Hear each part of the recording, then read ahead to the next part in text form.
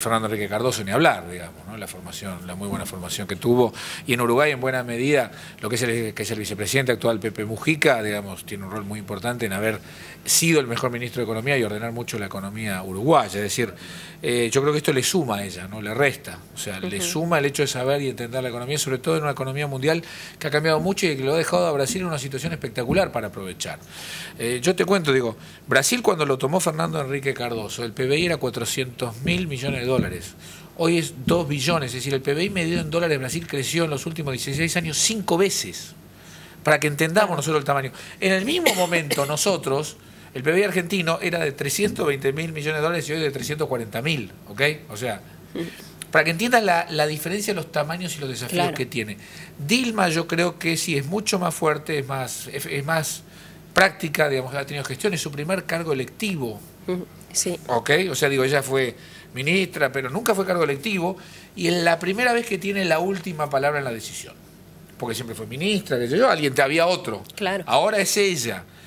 Entonces vamos a ir descubriéndola. Que tiene un carácter duro, por no decir a veces mal carácter, que de hecho la llevó a separarse muy fuerte con Marina Silva. Marina Silva, entre otras razones, se fue por las peleas que tenía con Dilma. Así que vamos hablando de una mujer que no es tan fácil cuando le pones trabas, resuelve. Vamos a verlo. Jorge, ¿cómo se supera el dedazo, ¿no? El haber sido elegido así azarosamente, lo que, bueno, también en realidad hay que ver hasta qué punto la gente con este voto no lo estaba votando a Lula, ¿no? Veíamos los festejos como en realidad se coreaba el nombre de Lula más que el de Dilma, ¿no? Este salto que va a tener ella de tener que plantarse con peso propio en el gobierno. Es toda una curiosidad que en México termine, después de 71 años de dedazo, con la hegemonía del PRI, y que en otros países se comience a aplicar el dedazo.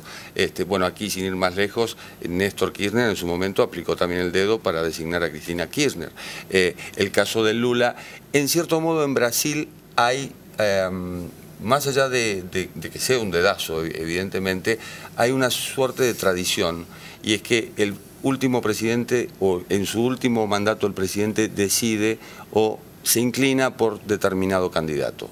Esto está más o menos instaurado. Lo que pasa es que, bueno, dentro de lo que cabe, en el PT no había otra figura que compitiera con Lula. Porque aquí no es Dilma o no Dilma, es Lula o no Lula. Y Lula, la verdad es que absorbió al PT y absorbió a Brasil. Se va con una popularidad récord. Ya se está hablando inclusive, Lula podría volver a ser candidato a presidente en 2014 solamente si a Dilma le va mal. Claro. Si no, él se quedaría en un paso al costado. Y hay que hablar de lo que decías, Tomás, 16 años. Son 16 años de continuidad. Más allá de que Lula haya dicho desde el comienzo que no tenía nada que ver con Fernando Enrique Cardoso, sin embargo, en lo económico siguió el modelo. En la proyección internacional la profundizó. El UNASUR es un invento de Fernando Enrique Cardoso. Es decir, estamos hablando de 1999, cuando dicen, bueno, América del Sur, Brasil, el eje Puebla-Panamá, México. A partir de ahí nace la semilla de lo que hoy es la UNASUR. Y así con otras conquistas, como por ejemplo el grupo BRIC, insistir con la reforma de Naciones Unidas y tener una banca permanente. Bueno, la posibilidad de establecer, ¿no?, políticas de Estado que ha tenido Brasil, ¿no? Yo quiero decir algo, Serra es el dedazo de Fernando Enrique Cardoso también, ¿eh? Lo es, claro. Digo, sí. O sea, Serra perdió. Pero ha podido construir más, ¿no?, en estos años. Exactamente, pero digo, te tomamos el debate muy interesante, porque muchos miraban los debates que había en la prensa entre Fernando Enrique y Lula, ¿eh?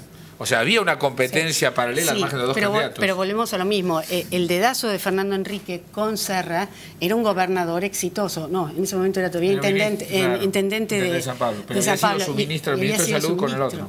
Acá Dilma, en 2007, que no era conocida por nadie, una ministra de Energía, es decir, como ministra de Energía iba a estar después en Petrobras, pero esa es la carrera meteórica de Dilma. Antes de irnos a la pausa, Carolina, es la primera presidenta electa en el Brasil.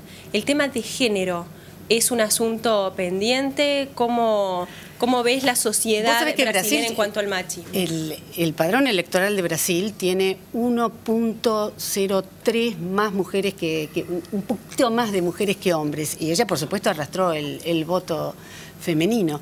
Pero también fue definitorio en esto, y por eso ambos candidatos, Serra y Dilma, ahora en la primera vuelta como en la segunda vuelta, terminaron su campaña en Minas Gerais.